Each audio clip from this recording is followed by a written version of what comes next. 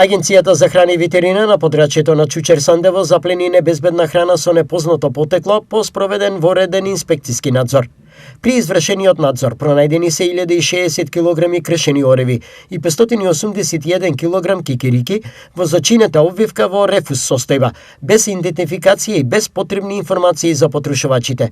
Во рамките на истата пратка со надзорот најдени се и 900 кг индиски ореви со декларација. Бидејќи производите биле без соодветна документација за потекло и квалитет, согласно Законот за безбедност на храна, затекнатите количини се прогласени за небезбедни и истите ќе бидат нештетно уништени.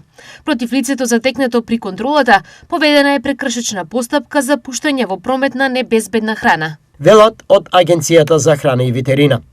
На сторителот изречено му е глоба од 600 евра во денарска противредност, соопштуваат од АХВ и додаваат дека ќе продолжат со спроведување засилени контроли на терен со цел спречување на пласман на небезбедна храна и заштита на здравјето на потрошувачите.